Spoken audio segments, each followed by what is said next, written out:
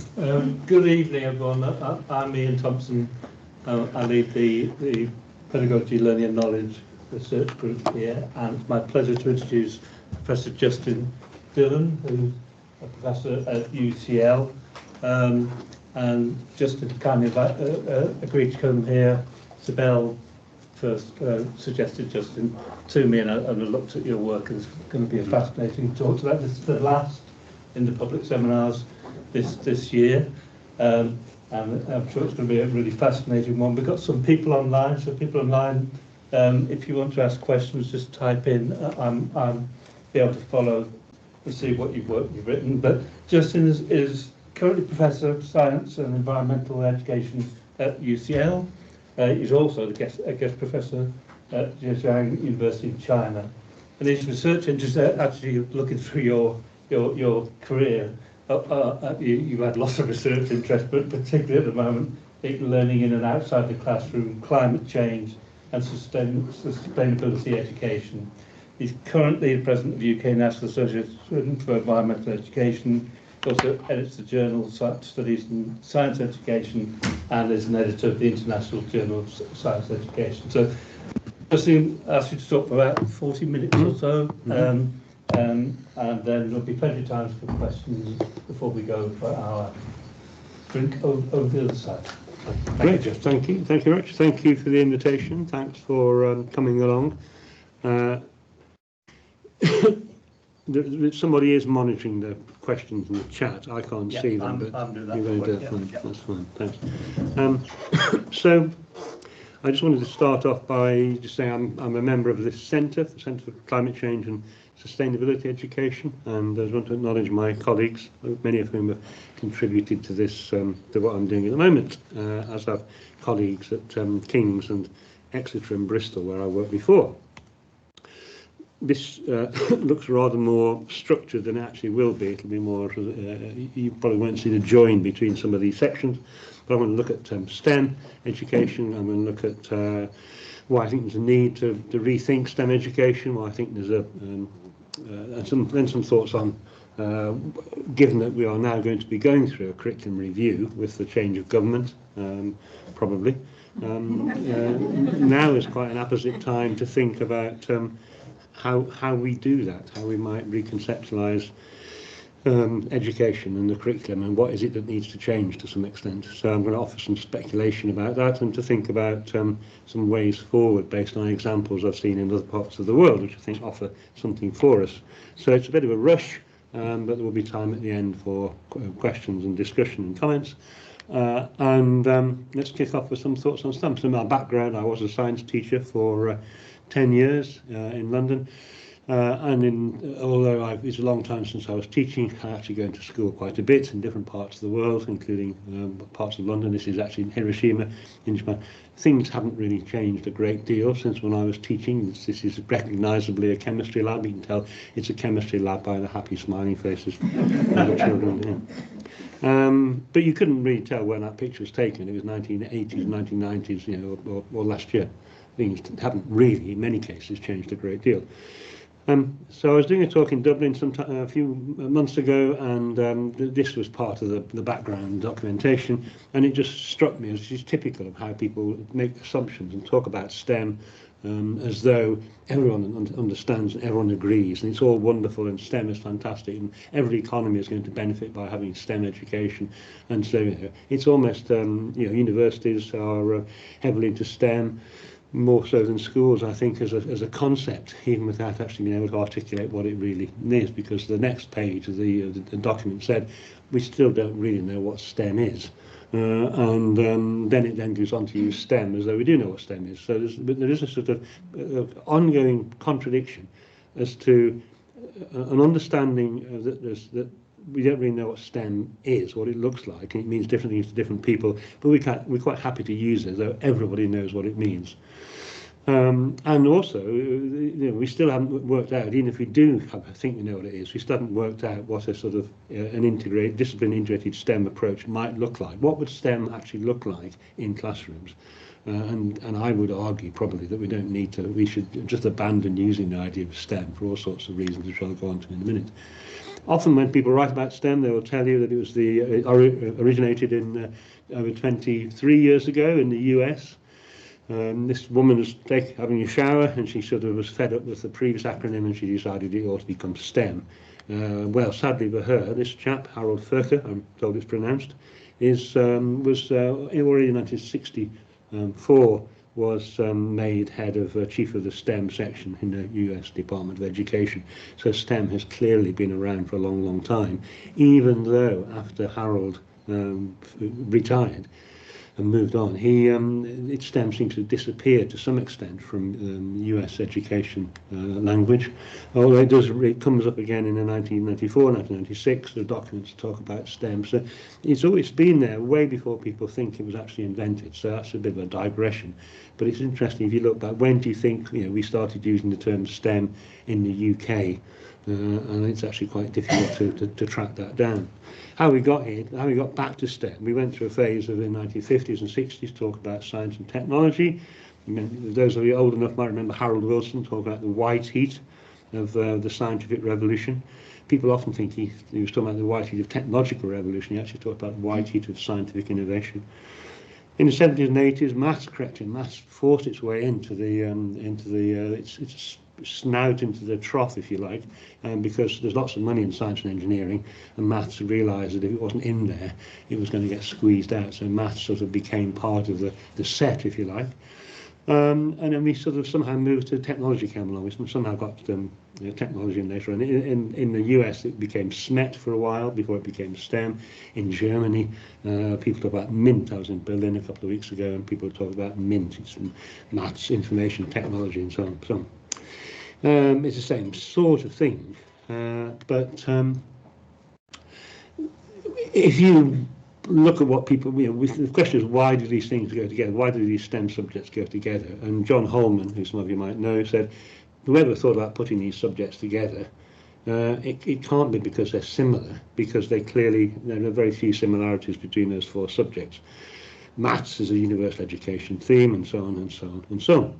So there are, and he's saying, although we use STEM, it's not actually visible in schools. You can't go into a school and see many STEM lessons, and you can't go into schools, secondary schools particularly, and see a STEM department. You might see a STEM faculty, you might see people claiming to teach STEM, but whenever they do, it's often predominantly science with a little bit of maths tucked in as a service subject and so on. So it's for me, it's a very unsatisfactory idea.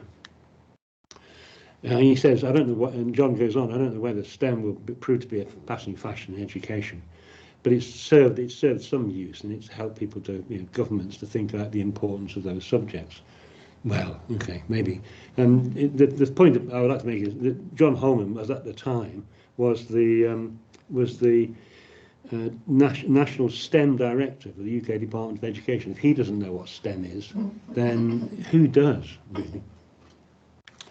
Anyway, so maybe we should stop thinking about STEM, maybe we should talk about scientific literacy and think about ways in which we can talk about improving people's science literacy or scientific literacy. But of course, that's not an idea that people have in clarity about. Many people would argue the different kinds of scientific literacy. There's no one accepted definition of scientific literacy. Doug Roberts, some years ago, came up with this notion that there's basically two kinds of scientific literacy. There's those curriculum and education systems that focus on teaching people the knowledge of physics, chemistry, maths, earth science, and those sort of subjects which focus more on scientific processes. Vision 1 is the former and Vision 2 is the second. Some people have come along after that and said actually there's a third vision. Knowing the knowledge, knowing the skills is not enough. You need to have a critical approach to how science education works and how science functions in society, and that they call Vision 3. But there are still problems with that sort of very simple notion, and it's being criticised from the perspective of the VUCA model. The VUCA world, VUCA is, as it says, volatility, uncertainty, complexity, and ambiguity. It's a way of thinking about the world as a complex system, and if you look at scientific literacy with that, from that worldview, you think that what we really need in science education goes beyond Vision 3. What we want in the curriculum, what we want in education of science, is something that broadens this agentic capacity of individuals, something that empowers people to make use of science to make the world a better place for themselves and for others. So that's the sort of view probably of what I think science education should be, something which empowers everyday people in order to make sense of science and to use science and to sort of improve their own lives for now and the future. At the time of the COVID, just after COVID, it was dominated our lives.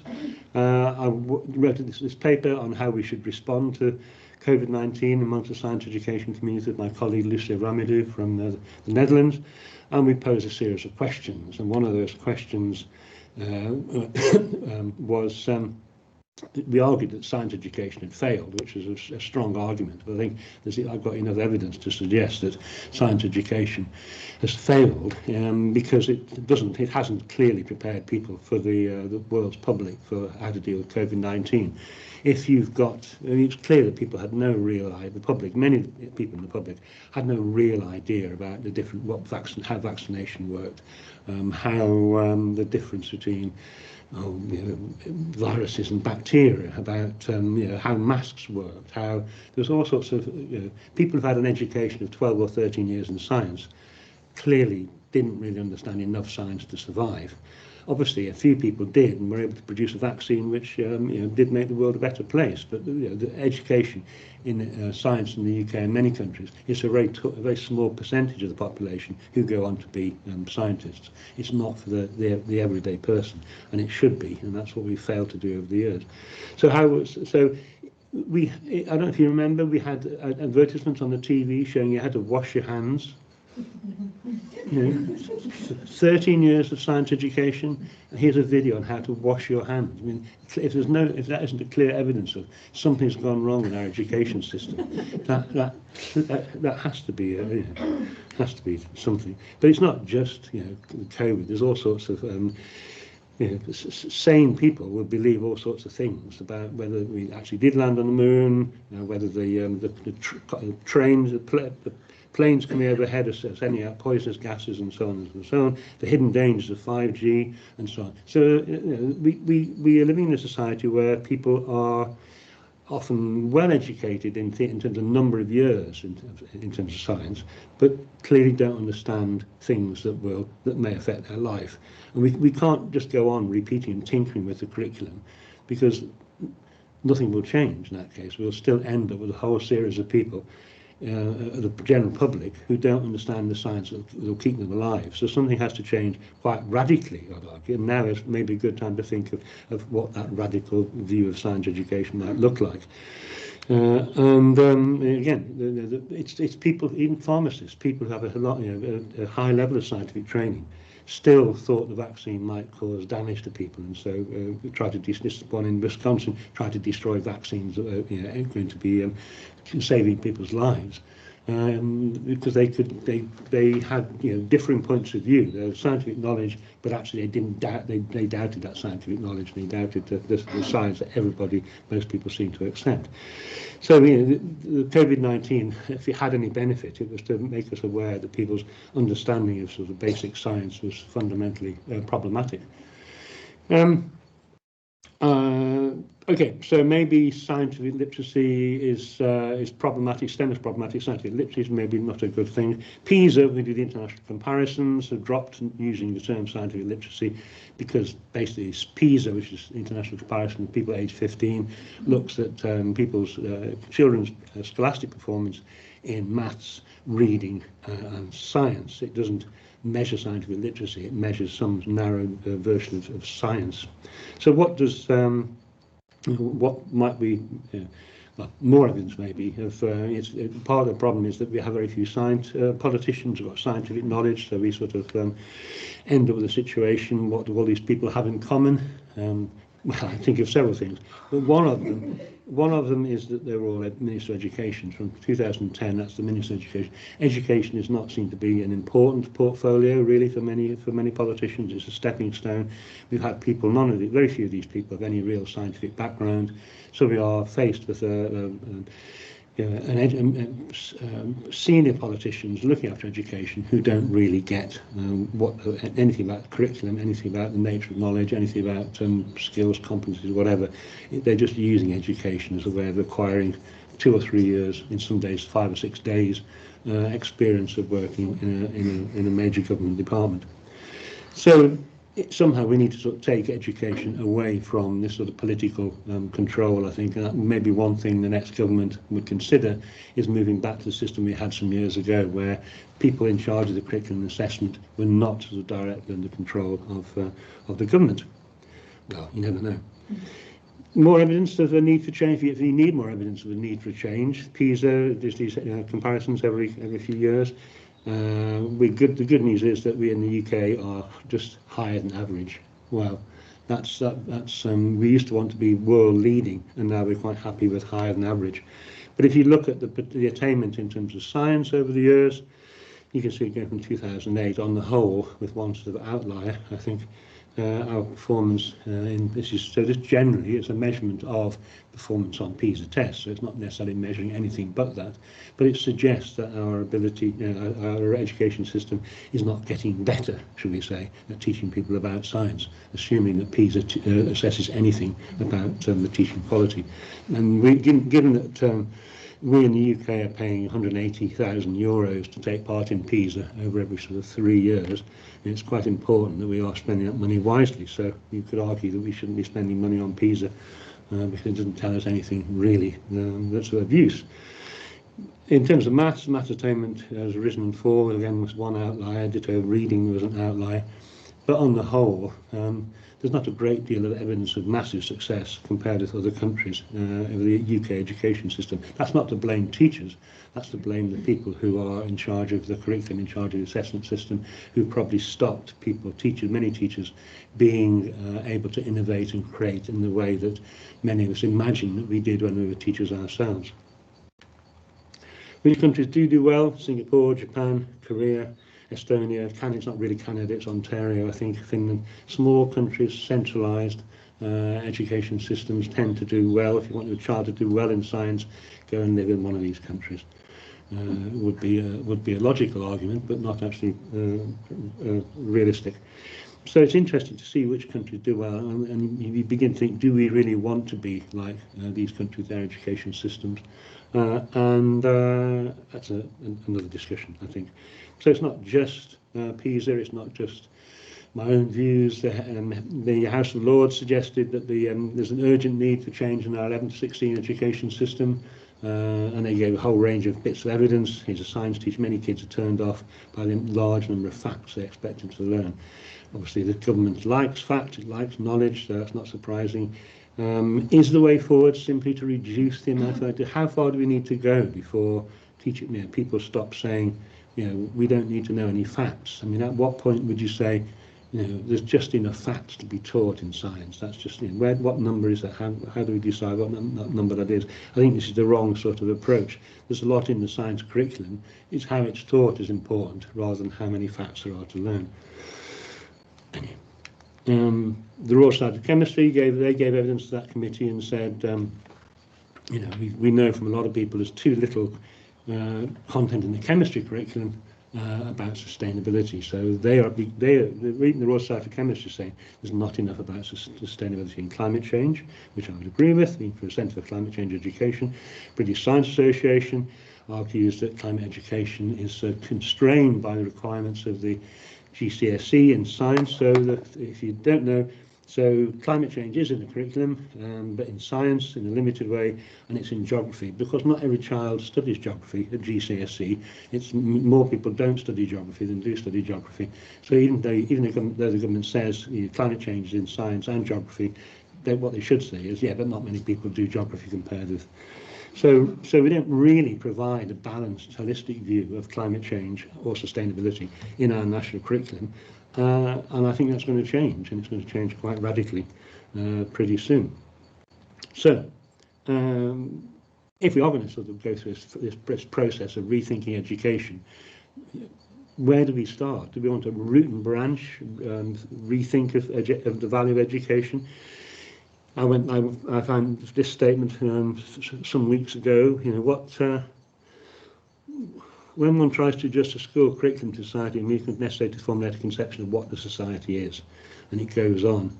Is it a good thing to bring up the young with desires and habits that try to preserve everything just as it is today, or should they be able to meet you? Well, anyone that phrases a thing like that, is it better to do this or that, is clearly arguing for that. That's what that person. Anyone like to know who said that? John Dewey. John Dewey has written so much about good sense about education, and is universally hated by right-wingers in education circles, because most of what he says is common sense, and is promoting a values-based, holistic education, even some many years ago, back in the 30s. Sometimes it makes you weep when you realise how far we haven't come in our long lifetimes of education. But changing education is incremental. We're sort of gradually putting layer upon layer of papier-mâché onto improving something, we hope, rather than making giant jumps and huge leaps. Someone has done something. It's Kurt Biester, who many of you will know, and has written about how we can rethink the purpose of education.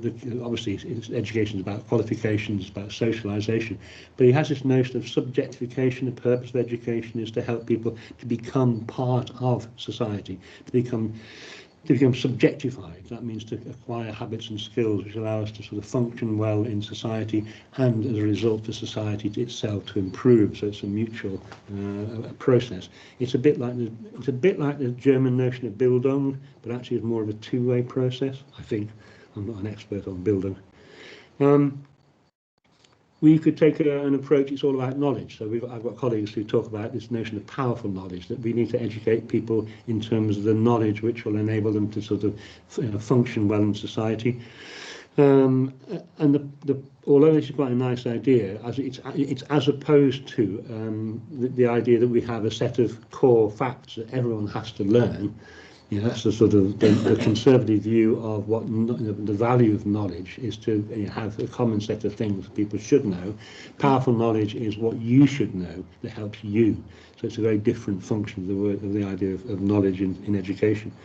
But even that, the people have criticised this for being sort of having a sort of top-down. If someone has to decide what the knowledge is that you acquire, which allows you to become powerful in some ways. Other people have think about the curriculum in terms of the future, different futures. What futures does the curriculum offer to people, to society? So, Future One model is this traditional academic curriculum that carries on as it has done for a long time, this transmission of disciplinary knowledge. Future Two is the sort of more competence, skill-based, which we tried some time ago and didn't really work very well because people didn't know enough in order to sort of use those competences well. And then this notion of being a future three. So future three is this idea that it's knowledge-led. Yeah, nothing wrong with knowledge, but that knowledge is regarded as being fallible in some cases, open to change. What we're trying to develop is people who realise that knowledge is important, but knowledge will evolve as we get to do more research and find out more things. And as your career evolves, you will need different kinds of knowledge in order to function. So that's another way of thinking how we might rethink education. And then David Lambert, a colleague at UCL, and his group and his team are thinking about capabilities, this notion of capabilities, ways in which you can develop the capability to function in society, is a nice way of thinking about how we might rethink the curriculum, rethink whatever. All of these things require teachers to have a different role. All of these ways of thinking about the curriculum, ways of thinking about education, require teachers to be curriculum makers. And so in order to, instead of being just taking the Oak Academy lesson and try and put it onto a PowerPoint and just teaching students. They need to be able to invent and create, and we need to be working with a whole cohort of teachers who are able to innovate and be creative and to take decisions for themselves about what works best for them in their classroom on particular day at particular time. So what does that look like? So for example, mathematics. This is what maths teaches, this is the capabilities approach to mathematics, that these are the sort of things that you might want to do in mathematics lessons in order to help students to use mathematics in everyday life. In geography, thinking about alternative futures, what they could do, and in history, thinking about intercultural competencies. So it would require quite a different sort of approach to pedagogy. It would require quite a radically different curriculum in order for people to sort of develop this sort of capability. But we're still left with the notion of school subjects, and the question is, how long will school subjects be allowed to stay in their siloed roles as they've been for all of my lifetime and beyond? You know, how effectively do single subjects, does a suite of curriculum subjects meet the needs of people in everyday life? My hunch is that they will carry on having subjects for a long time, but we need to break down some of those barriers in order to produce an education system which is fully integrated. PISA now is having sort of focused a lot on reading and mathematics and science has become taking a very different approach in the latest draft framework, suggesting that to be scientifically educated you'd have to have an interest in science and environmental topics. You'd have to engage with issues, this is rather strange, science, health, technology and sustainability. There's no vowel there, so that's not going to catch on. We're not going to be able to form a word out of that very well. So but it's interesting. There's an ontological choice there of 4 terms which don't necessarily go together. But actually, you could argue that a curriculum that focused on those things would maybe be better, more appropriate than the curriculum that we have now. Certainly better than STEM in order to prepare people for the challenges facing them. So one of the second questions we asked, I was going to be the second of the series of questions we asked in the paper, was that one there, and that's me teaching PGC students in the dark ages of COVID, and the students in perspex boxes. In some ways, those days were better, really. Anyway, but no, they were terrible, and bizarre. You know, and surreal, the lengths we went to try and carry on in some sort of normality, and yet as soon as COVID's over we sort of abandoned that and went online. But anyway, so the question is, has education changed by this experience of hybridity? Has education evolved in response to pedagogies that appeared during the COVID time?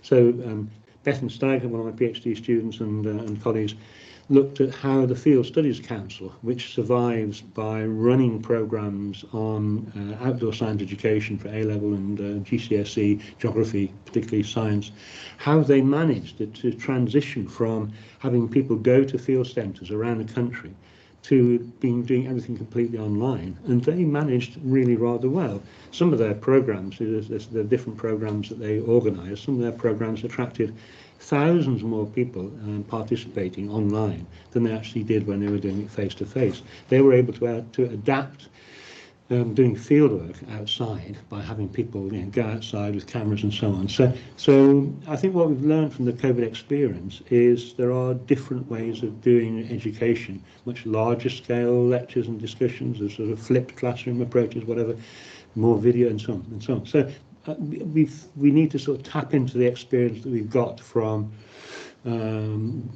teaching through the COVID era to help us adapt to the future curriculum and think, do we actually need to have people coming to school so often? Do we need to have people in the same sort of size classes? Do we need to sort of carry on repeating things that we know don't necessarily work very often? So, for example, their Fieldwork Live was accessed by almost 400,000 teachers in 32 countries. So we should learn something from that, I think. The context, of course, for all this is that we are having to educate people for what we now call, many of us call, wicked problems. Those problems that we have been here for a long, long time. Maybe we didn't know they existed, and suddenly we began to realise they did exist, but they've been around for a long time. And so there are problems, there are wicked problems that we probably that exist at the moment. We don't actually know they exist, but some instant in the future we will think, goodness, there's a problem here of some sort.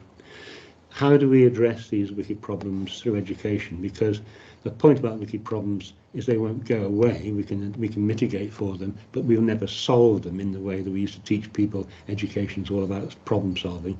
It's not. Education is beyond problem solving. Education is about giving people a sense that, okay, there are problems, but we can adapt our lives in order to cope with them. And that's quite a different kind of education system. Some years ago, when the government was reforming its curriculum, there was a pushback to reforming the science curriculum. There was pushback by Tim Oates, who led the government review of the curriculum, which was brought in by Michael Gove, who thought there were too many facts in the national curriculum, and he said, no, we don't want to have climate change in the national curriculum. It's important, but we need to get back to the science. We need just to teach the science, and the context of the science will vary.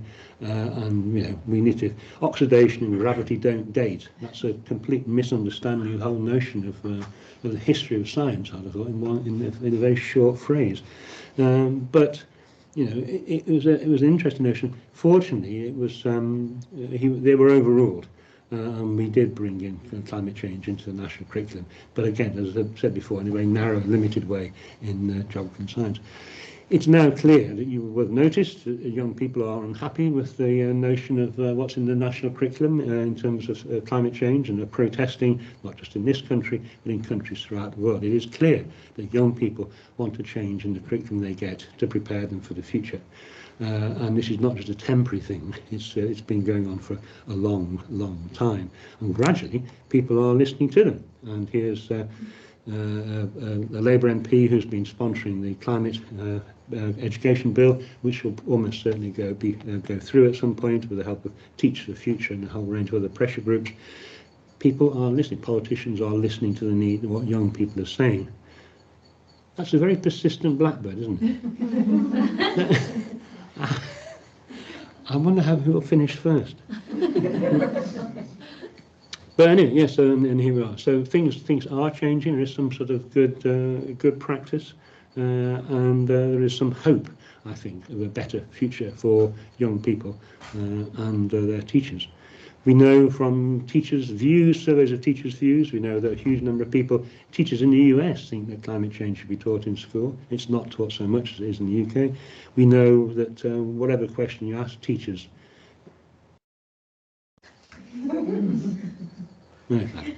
whatever question you ask teachers, generally teachers want more of it and want to be sort of more involved.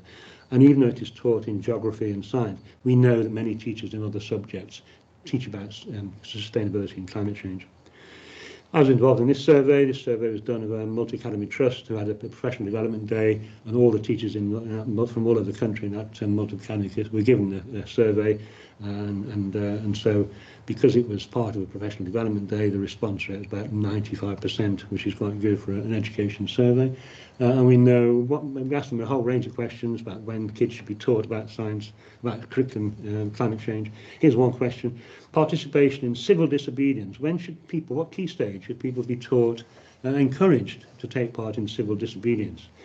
Early years, 2 or 3% say early years people should be involved to get out of the sandpit and just go and protest. 37% say never, we shouldn't be teaching it at all.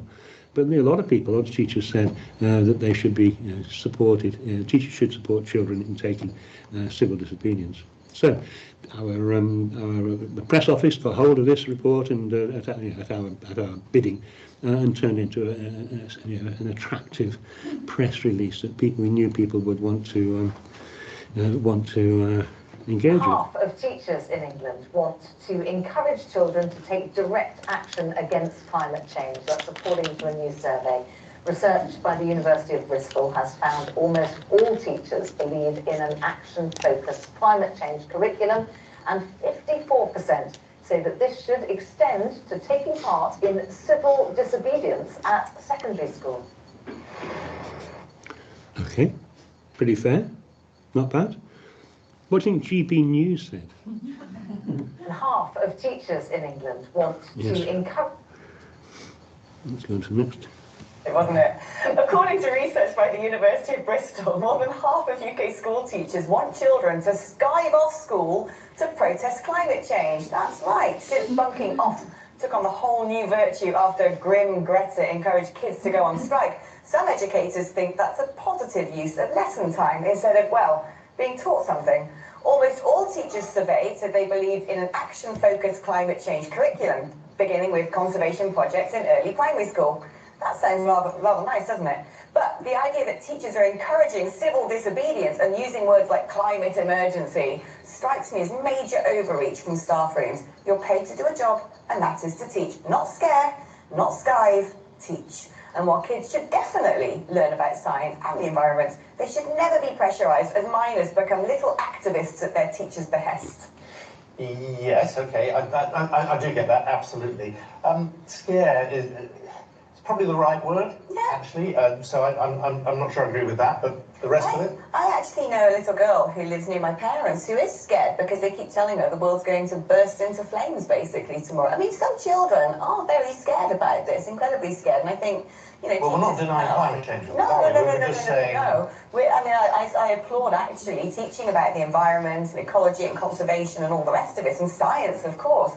But I think encouraging kids to go on strike and saying there's a climate emergency, primary school kids, I don't think teachers should be doing that. Right, Sadie has emailed. Sorry. I mean, where have you been, really? Fortunately, it's on GB News, so only about 5 people saw that. But anyway, I mean, you could run a module on a media literacy course, couldn't you? Just based on that sort of one. There's so much in there. Right? Can I get rid of that somehow?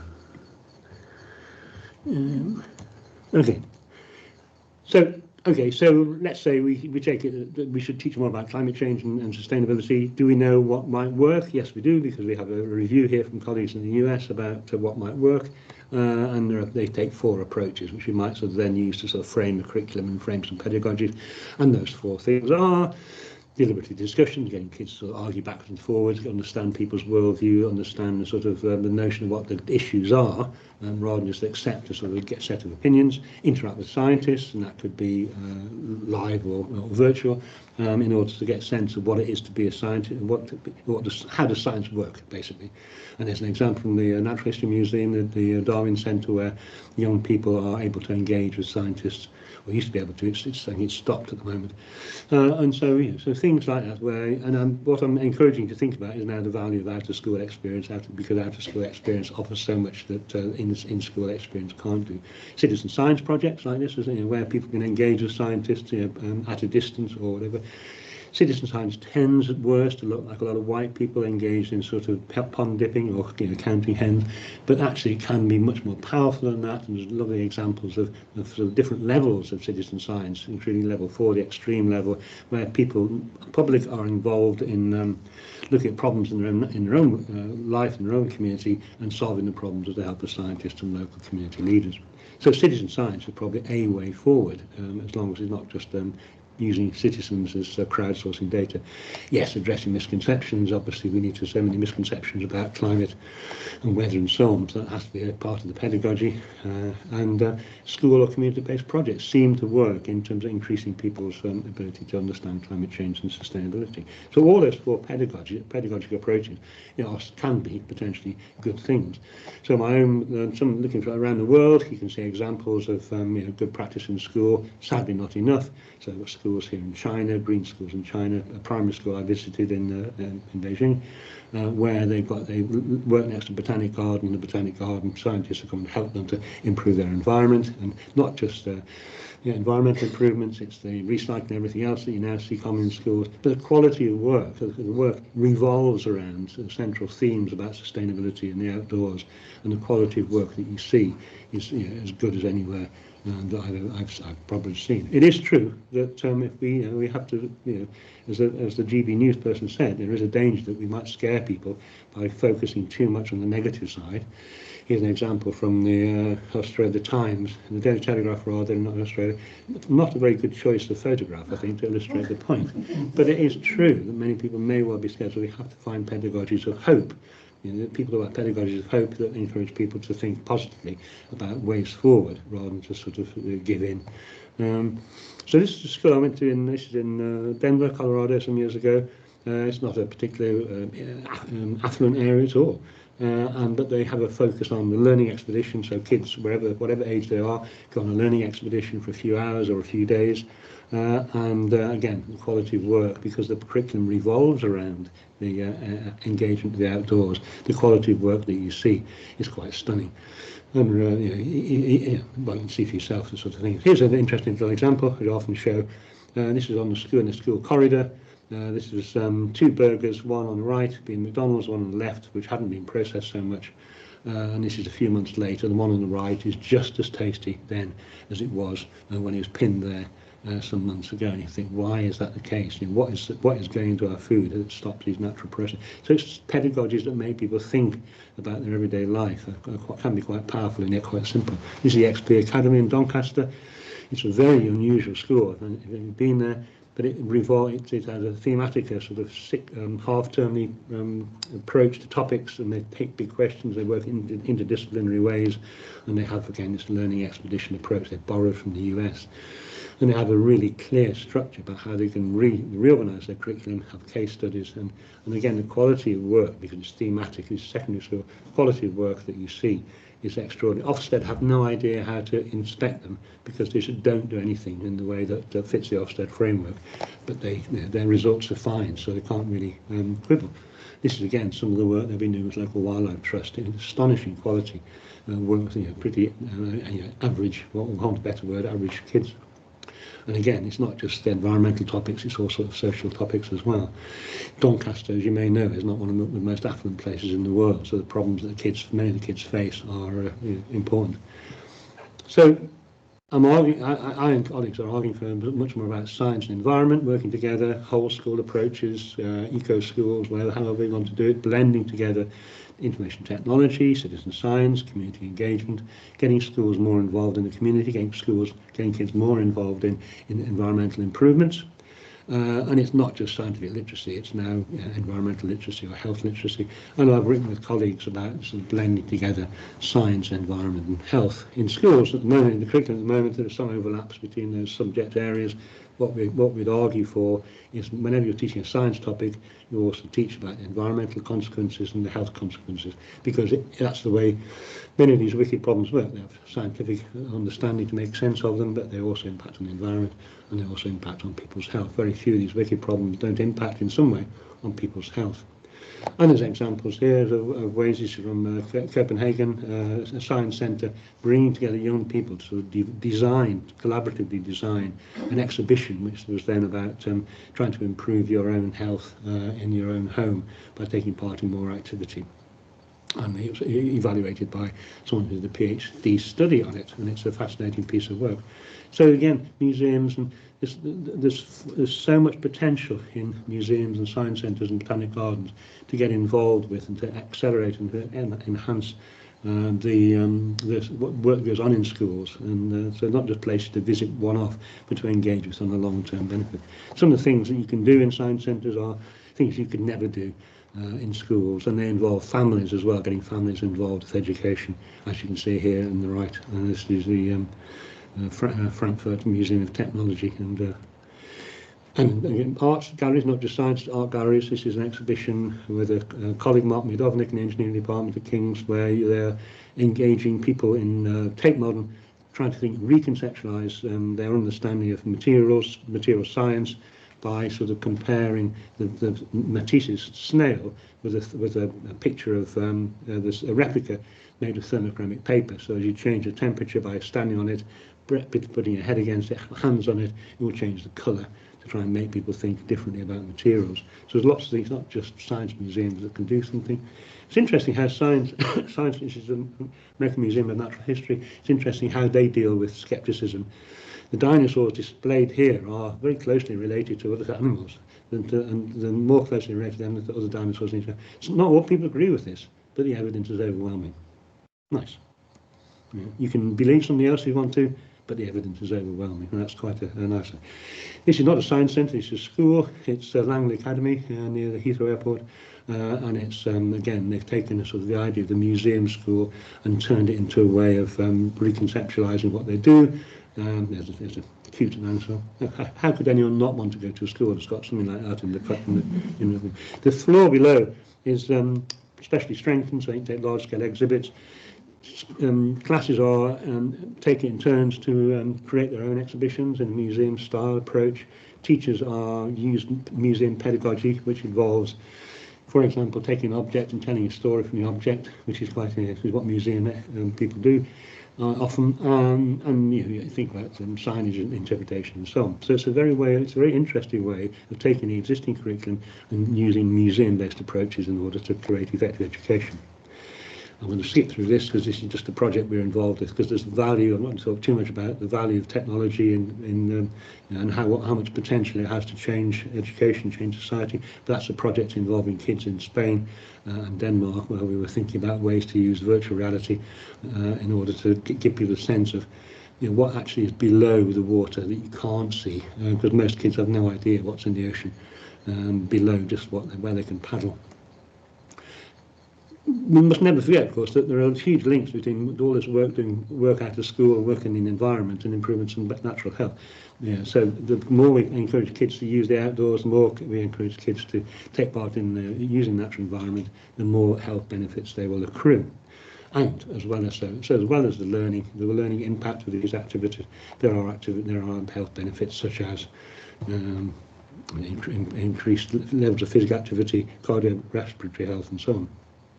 So what has the government done? Well, this government, should we say. What has this government done? It decided it was going to have a world-leading policy on sustainability and climate change, the National Education Nature Park, which has been launched, and the idea is, if you take all the schools in the country, you have a potential to improve school grounds and create this National Education Nature Park linked online, so that if you then go to an area of the country and click on a school, you can see the environmental improvements they work. So it's like a sort of citizen science, sort of local improvement. It's fine. It's a nice idea. It's has some potential, but it's not really the kind of radical rethinking of what education should be that is required. There is lots of talk of the GCSE in natural history, but because the government has now called the election, that's not going to be signed off by the government to allow teaching to take place. And when it was planned in 2025, it's been put back a year, and who knows what Labour might do with it. And what I mean, again, just to sort of say, if you want to look at good, effective, holistic education in terms of telling people about sustainability issues, look at places like the Natural History Museum. This is the award-winning Broken Planet exhibition, where curators were able to sort of take a specimen, talk about it, and talk about the sort of science and geography and everything else about this exhibit. And then people could then come back and give their opinion, whatever. It's just a way of organising an education experience you probably couldn't do in schools in the same sort of way, although you could mimic it in some ways. But it's just an extremely good example of what sustainability education looks like when it's done really well. Well, closer to home, you may recognise this place. If you don't, I'm worried. And so this, and again, what might seem a very staid environment, actually is a wonderful place to learn about biodiversity, about sustainability, about education, and about climate change. And they've now moved on from going to just presenting specimens to talk about things that you can do and talk about success stories and having an exhibition. So now museums are taking a more political role in educating the public compared with in the past, when they were very wary of taking any stance on things, would just present the facts. Okay, it's still going. Thank you very much. What I hope to try and give you a sense of is now is quite an interesting time to think about what curriculum change might look like. We can work to get a sense of where we are in terms of we've got climate change in there, but it clearly isn't enough and it's not doing a good enough job to help young people. And we all sort of realise that education could be so much better. But what do we do? How do we do there? Where do we start? Do we think about curriculum? Do we think about pedagogies? Do we think about completely redesigning schools as they are? Do we need to think about ways in which we can involve the out of school sector far more? As COVID's shaking us out of this thing about everything has to be in school, can we now think about more things online or more, more experiences, more? It's an exciting time. I think it's an exciting time. That's a Chinese curse. Some people say it's living in exciting times, but actually it is an exciting time, and I think things can only get better. Thank you very much.